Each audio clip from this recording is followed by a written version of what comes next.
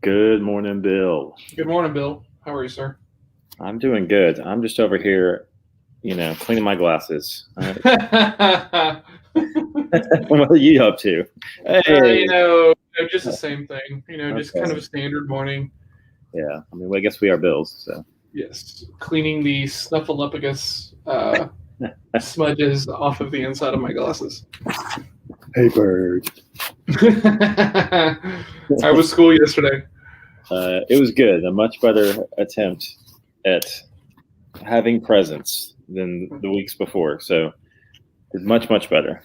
What do you chalk that up to? Was it just being like mad at yourself last week after feeling not focused? That could be part of it. Yeah. There's a competitive nature about it. I didn't have anything super pressing either. Okay. When new clients, new work, exciting new stuff, you're like, ooh. Yeah, that's fair. Yeah, I think so. Good morning, Levi. How are you doing today? What's up, Levi? What about you? How was yesterday for you? Yesterday was okay. Busy. That's just kind of par for the course, though. Both of my hour-long kind of one-on-one sessions yesterday got moved, so I was able to do some other work, and then got interviewed. A new connection has been hearing me talk about DISC and personality and stuff, and was just kind of impressed. So she gave all of our clients a free DISC assessment, and then asked if I would, just kind of talk about some of the self-awareness stuff with her. And so we had a great Zoom call. It was about an hour and a half, and we went super deep about it. And so, hopefully that helps her clients and might also bring some people my way, which would be nice. Yeah, that's cool. Do you ever record those calls for like giveaway content or upgrade content or anything like that later? I have a process built into my Zoom that all my calls get recorded and they all go through a transcription service. So that way I have the notes. Okay. So I should be doing something more with that. Actually, I should probably talk to Patrick Frank about going through all that stuff and cutting out stuff that makes me look good and turn it into marketing. Yeah, I think it'd be cool that as a cheap lead generator, like pay $29, come check out this So somebody in a Slack group was telling me that they spent $7 on a thumb drive for like the top episodes of a podcast, because I was looking for other ways to kind of monetize Sales Throwdown, and I was talking to them, and she's like, it's great, right? It's the best episodes. It's exactly what I needed around this topic, and it was like $7. I was like, that's really interesting. So yeah. Isn't it funny how much convenience it drives, like purchase on a lot of things? Like still, you know what I'm saying? Like everything's cloud driven and stuff, and you can have whatever you want on your phone. So I kind of forget about zip drives, but then again, there's a lot of people who don't feel about the cloud and being super connected the same way that I do. So yeah, it's interesting because I guess it probably wouldn't make a difference, but there is a physical nature feel, like almost like picking up a physical book versus reading out on Kindle. That's just, some people want, like me. I'll always pick a book over Audible. I love Audible. Don't get me wrong, but so I've kind of segmented my reading habits. Audible is for like super dense stuff. Regular books are for like philosophy. The only thing I really read on the Kindle is fiction. Why do you think that? Because I'm reading it just for pure enjoyment. So I don't need the whole like tactile book thing whenever like this is just for enjoyment. So it helps. I'm not sure why. Huh. Okay. Because I picked up a fiction book because I want to read some more fiction this year, and I picked up a physical book. I was like, nope, do this. I don't use Kindle at all anymore. I only do books or Audible now. So I don't do a whole lot of Kindle because I'm not reading a whole lot of fiction currently. Most of the books I'm reading are developmental or sales or psychology and stuff like that. So I've got this Paperwhite. It's actually right here that I don't really do a whole lot on because I'm not reading a lot of fiction right now. So largely similar. just on accident. Yes, exactly. Yeah, not on purpose. Yes. Oh man. So what do you have today? Writing. Yeah. Some of that for Some of sure. that. Okay. It's exciting. I'm getting to the point where I don't know if you went through this. I mean, you write every day, right? But certain days you're like, Yeah. I'm getting to the point where I need to spend some dedicated calendar time, not just writing block time on writing Mm. for the book. Do you think that that's gonna like add pressure in a way that makes it hard to be creative and productive? It definitely could. I was dealing with some of that yesterday on some client work where we just had a quick turnaround. And Mhm. when it's funny how the brain works is when you have time and you, I don't know if it's necessarily like Parkinson's law, and it's similar in that when I have to have this done in 2 hours so that someone can proof it, all of a sudden my brain goes, bam, like it shuts down. I'm like, well, I hope you like getting it in 4 because nothing's come out of this pen in 2 hours. And the stuff it did was dribble. You won't want it anyway. Yeah. So I hope not. I guess since I have a long deadline, I feel like the deadlines will cause more issue than the calendar blocks. For me. You know, I think it kind of, I don't know. There's the individual preference about like how you deal with pressure. You know, if that's like a creative lever or if it's like stunting. But really, I just think it's about like the habit, the routine, the ritual of like sitting down to write. You know, and if you're doing that deliberately, right? In the War on Art, Pressfield talks about how he sits down and he writes, and he's like, it doesn't matter if it's crap. I'm just doing the work, right? And like only thing I need to do in this moment is do that work, right? Like everything else comes after that, and it's like I love that. I love that. Yeah. Well, that'll be the goal. Sit down and do the work. Yes. So I don't know if you and I have talked about this yet, but I've had an epiphany about what the next book is going to be. Oh, really? Yes. Yeah, because I just learned the title this week of the current one. Yes, and that led to the epiphany about what the next book is going to be about. Okay. So, yeah. Is that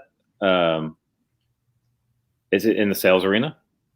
Yes, it is. Okay. Mm-hmm. Yeah, it's very specifically around this. So it's so funny. I'm in the Slack group, right? These people have been kind of impressed with the stuff that I talk about, but they're like, yeah, but I don't do sales. And I'm like, okay, finally, what is it that you call this? And they are, well, it's business development. And I'm like, perfect. This is what I've been waiting on. So my LinkedIn persona, I guess, is going to shift much more towards like, hey, biz dev is sales, but it's okay if you don't want to call it that. But let's call it what it is. It is sales. And most of you are not going to have systems or any kind of process in place. So it's going to be haphazard. It's going to be scattered. It's going to be all over the place. You're going to have nothing to show for it. So I'm going to start writing about like biz dev systems for like networking and everything. The next book will be very specifically about biz dev and how to like have the appropriate levels of Zoom to like make sure that the meetings are targeted, that they're going someplace, that you're like networking up and not just endlessly laterally and things like that. That sounds helpful. Hopefully. Yeah. Now I just got to write the dang thing. I do the work. Oh, yeah. Yeah. You know what I need in my life? Another book to write. The pipeline is like starting to get like super thick and like nice and deep, and I'm just like, let's sabotage this by just taking some time off to write another book. Yes. Yeah. You just look at the end of your day and you keep that pipeline. That's what I you know. do. But like your life. That's the struggle, right? Is balancing the pipeline with the other parts of the work, right? Servicing, like it's very hard for most people to like service clients and keep a pipeline like moving and nurturing, right? Because if you hate sales, if you hate this part of it, then what happens is you only do it whenever you absolutely have to do it. And that puts a lot of pressure on it, just like if you're having to write a book under a deadline. So some people rise to that occasion and figure it out, and then other people don't. I did not, Levi. Thanks for putting that out there, buddy. So the book is going to be called Selling from Scratch. I don't know if we've talked about that on here or not. Yeah, you mentioned it. Okay, good. Okay, cool. So the next book will be Build That from Scratch. So I probably need to go buy that domain right now. Well, what they say about branding, it works. Yes. So like I was talking about this with Melissa, like the idea of like doing things from scratch and stuff. And she's like, "Oh, this is your For Dummies brand." And I was like, "Oh," but I didn't like that. Yeah, which is so funny because I admire that so much. They did such a good job with that brand that I don't. For Dummies is the only part that I don't like because it's like, yeah. I wonder, do you know what was the first book that got that label? Like, what topic did they cover? What do you know? No, I'm wondering because it's like there's 1,000 of them now. That's really interesting. Now I must Google. Now I must Google, Jake. Thank you, sir. Let's Google that because maybe it fit the first time because when I saw the first few coming out, I just took it tongue in cheek, like, oh, haha, yeah, I am kind of done with this. I'm glad they got to be me, DOS for Dummies. DOS for Dummies. It was an alliteration. That's probably how it started. That kind of makes sense. 1991. Isn't that crazy? Wow. Yeah, my dad had that book, DOS for Dummies. Did he really? Oh yeah. Wow. I had a. It was like chalk. DOS was in chalk. DOS. Yep. I had an A+ certification for Dummies. I think was the first For Dummies book I ever had because I was going to be a computer technician way back in the day. Yes. No, From Scratch doesn't sound the same. It doesn't sound like good because I was like the For Dummies brand, like no. I mean, good for them. I don't have anything against them, but wasn't exactly what I was like hoping to be the immediate thing. No, I was thinking more like let's boil it down to the start, the basics. Ugh, Levi, gross. Should I even put this? No, you should not put this up. If you put that up for the screenshot, you have to get me like this. No. I won't put the screenshot up. Not that. Yeah. I'm the best-selling author of the Blank by Scratch series. Yours and my favorite business development coach. Role playing from scratch. On Mountain Hill. Here it comes. Goal setting from scratch. Entrepreneurialism from scratch. Yes. You guys are on to it. From scratch. Jordan shoe collections from scratch. Just turn like everything I do into a podcast from scratch. Yeah, exactly. Oh.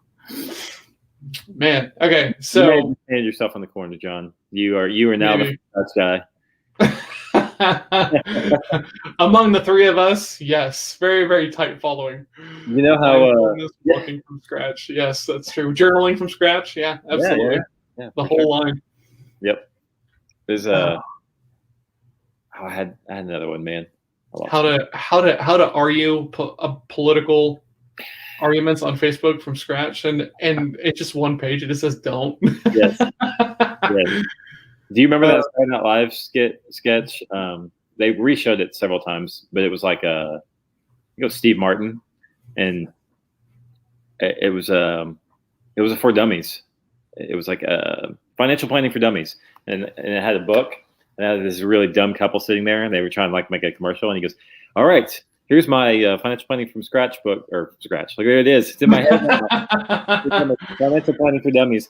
He said, "Don't spend more than you have." That's it. All right, everybody can go home. Like, and he has this book, and he goes, and it's a 1-page book, and they're like, "Can we put that on our credit card?" He's like, "No." He's like, "Can we take out a loan to make sure that we get enough books so that we know the lesson?" No.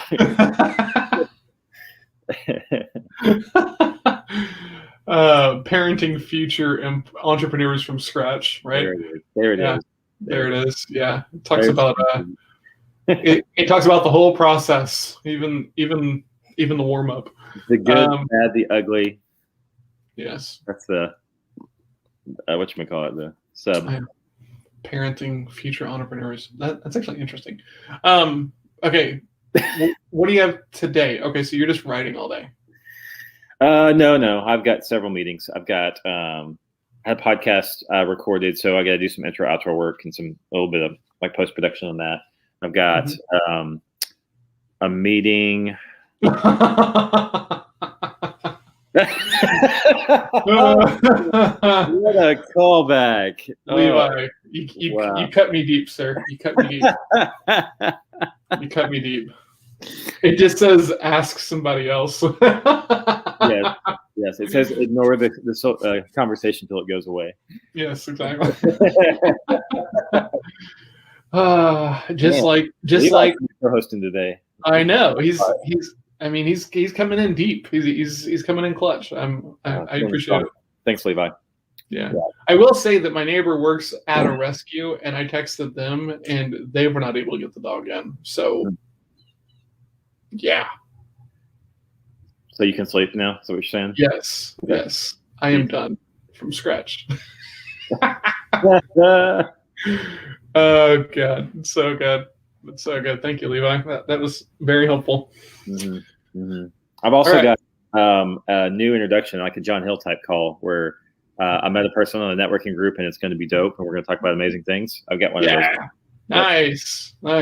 Those are my favorite kinds of calls. I'm trying to figure out a way to monetize that, and I have an idea for you that I want to ask you about it. But okay. So that one, blind networking from scratch. Huh? Blind networking from scratch. Like you just show up to a networking group. That's what biz dev is. Right? Okay. But biz dev is not sales. Not sales. Biz dev is networking and relationships, guys. It's not selling. Yes. Okay. It's all the same thing, guys. Okay. So here's my day. I have 8:15 with Levi and Jordan, and then I have sales practice lab, and then a friend of mine has a potential project. She's working with a couple of people, and they need to kind of connect some things and build some process and stuff. So we're going to take a look at it, see if I can help. Then I'm onboarding a new coaching client. So that's going to be an hour. Then I have a call with the head of a sales team to talk about some drop-in coaching. And then I have a coaching call with a new client. And then I have a call with a guy named Sky, who I've known for a while, and he has a project or something he's working on, and asked if we could talk about it. So I said yes. So pretty full day. Pretty full day. Yeah. Sounds like a Thursday. Sounds like a Thursday. Yes. And there'll be a like an ongoing networking call that'll be just kind of going on throughout the day that I'll be popping in and out of, because it's a good group of people, and I've got some gaps. So I've got to get a video over to a client, because we finished building out his CRM and the connections to it. So he has a pipeline. When you mark it as one, it creates a new deal in the new pipeline, and it also sends it to the project management system, pulls in all the notes and everything. So that way, less things are falling in between the cracks. So that's exciting. Cool. Yeah. And I think that's it. That's it? Yeah, I think so. No big deal. That's it. That's all. Just a regular Thursday. Yeah. Well, should we talk about bill bets again? Should we get those warmed back up for next week? Yeah, we should. Yeah. We have been not slacking on the bill bets, but it just hasn't been the focus, because we have both been slang.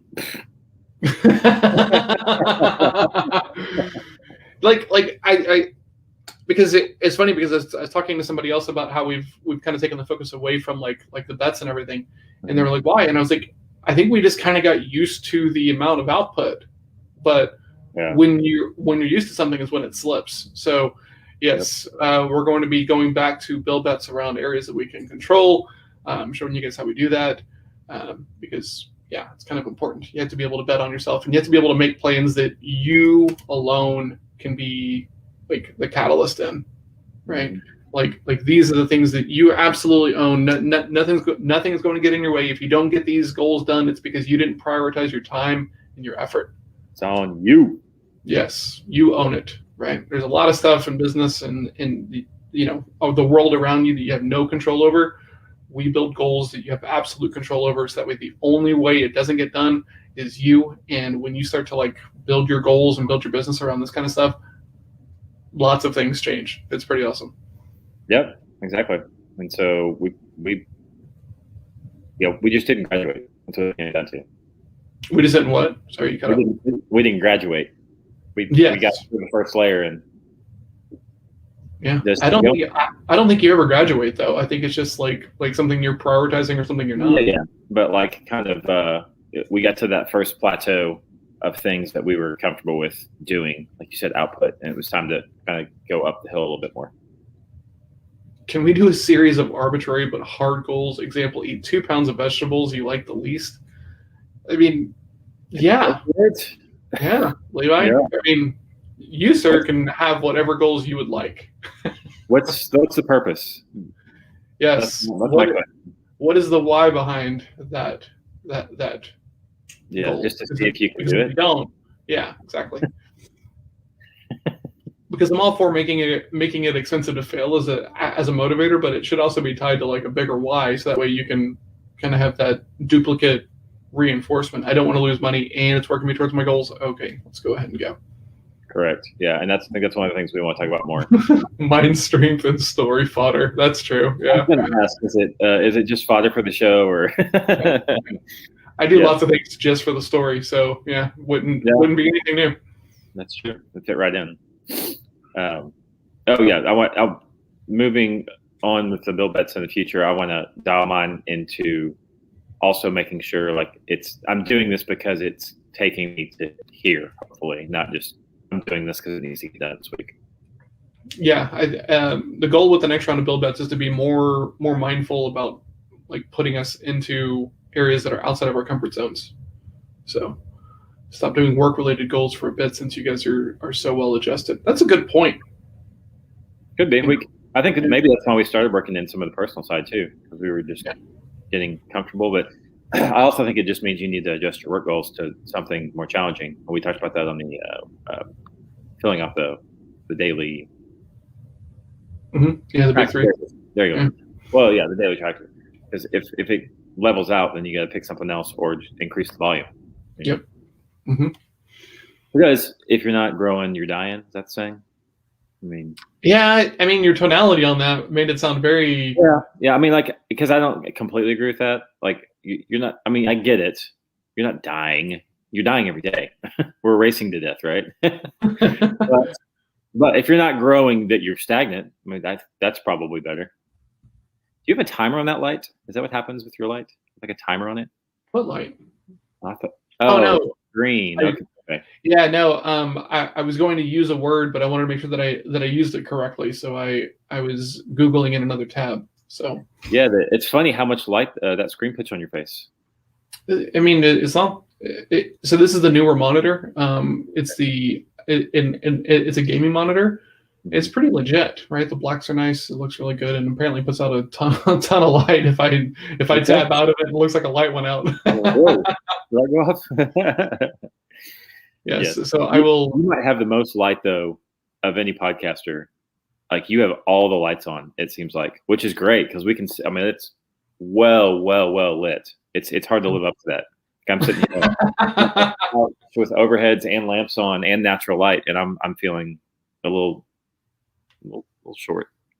Well, man, it's funny because like sometimes when I'm putting on this light that's up here behind the monitor and stuff, I'm like, okay, this is just ridiculous. Like nobody cares this much, but that's not true. You do. Validation. And I do from Bill. So right, because Bill would also tell me, hey man, it's not that bad. Just keep doing it. Like, but for him to say, man, I'm feeling not like I have enough light. That's the real compliment there, guys. So there you go. My lack of confidence is your win. Well, it's kind of putting it the worst way possible. I'm kidding. Your friends often give you the worst feedback because they like you. Yes. Right. Yes. One of the things that I learned is like next time for the book, I'm paying everybody to read it. If you're not willing to take $5 or $10 to read it, so that way I can hold you accountable to it, can't do it anymore. I totally agree. In fact, I think you and I talked about this a long time ago. Is when you're doing work for friends, there's very, very, very few people in your network that you can trust that are going to do their best work if they're not paying. Yes, I'm currently feeling some heartache about this because like I've got a couple of barter agreements and a couple of trade agreements, with like some of the people that I work with, and man, they're good for what they are, but it's just if you want something done, there's got to be payment involved. I mean, yeah, truly, there's very few people. So I was talking to someone about the concept of trades, and they hated this idea, but I said, look, if we do a trade, I'm gonna do my part of it, right? I'm gonna get it done as fast as I can. I'm gonna get it over to you because it's important to me. I don't like having the open loop. Yeah. If me doing my stuff doesn't motivate you to do your part of the bargain, then my stuff wasn't that good anyway, and we shouldn't be trading anymore. Maybe, but maybe it's just the wrong trade, right? Like that's fair. A lot of times it's like I need this stuff done, not like I'm so excited when it crosses my desk. So I get my stuff done so I can get it, right? It's not like dessert at the end of a meal and you're a kid. It's like okay. It's more like okay, I need it. I'm glad you can do it. Well, no, I know, but the thing is that it's always going to be more important to one of the two people involved, right? Like somebody always needs to trade more than the other person does, right? Yep. So what I'm saying is that in a couple of spots, I feel like I'm the person who's waiting for the trade to be fulfilled, and I don't want to have to chase anybody around to be like, hey, where are we? That's a real main point, I think, is the chasing. Yeah. Yeah. Yeah, for sure. So from like, I don't know. I don't really know like how I'm going to adjust that. Like I know people who do like full price or free and nothing in between, and when it's free, like nothing is expected. I don't know. There's people who just charge for like everything because they believe the Russell Brunson that if you're not paying for it, it's not going to be of value to you. And on some levels, I believe that, right? Because I have folders full of lead magnets and little things that I've gotten for free that I just keep in the hopes that one day I'm going to read it. Yes. I might eventually, right? If I lock myself in a cabin for like weeks without like the family and stuff, I might work through that. But there is something to be said for when you pay for it, you take better care of it. So I don't know. The marketing side of me, right? The give value, the make it affordable, the spread the message and stuff is constantly at battle with the salesperson in me, right? Like maximize each individual opportunity, go deep. Don't try to like turn it into this like blatant marketing and discount yourself into oblivion, and all of this stuff. So it's weird how these two sides of like my way of thinking kind of like clash in on each other. So I don't know. Yep. Trades are difficult because most people in most situations, one person is going to feel slighted. That's probably fair. Yeah. Yeah, that's fair. So, anyway, we'll see you next week. What's that? I've been watching lots of Top Gear. We will see you next week. On that high note. Yes. So we should wrap this up. So thanks to Levi for hanging out with us and coming in hard with some amazing comments and content. For sure. Thanks. Bring in the comedy from scratch. Thanks, Levi. And if you guys are watching this later on the rebroadcast, if you know people who we should be talking to on the Friday shows, right, because they're a little bit longer, we want to talk to cool people doing cool stuff. So if you know anybody who's doing that kind of stuff that you think that we should be talking to, send us a message. Let us know because we'd love to reach out and have more cool people on the show. So, yep, for sure. Let's do that. Awesome. You gonna need anything today, Bill? No, I don't think so. It'll be good. You? I think I'm gonna need 4 shots of espresso, like right there in the noon gap, right? So I'm just gonna kind of mainline them, okay. IB, squeeze in the bag. Yeah. To just to make sure I can make it through the afternoon. I can send you emojis. Would that help? Yes, please. Okay. Yes, coffee emojis are almost the same thing as real coffee. So definitely. Yes. It'll be a reminder to mainline at noon. That's all. Yes. Awesome. All right. All right, man. Awesome. See you tomorrow. We'll see everybody tomorrow.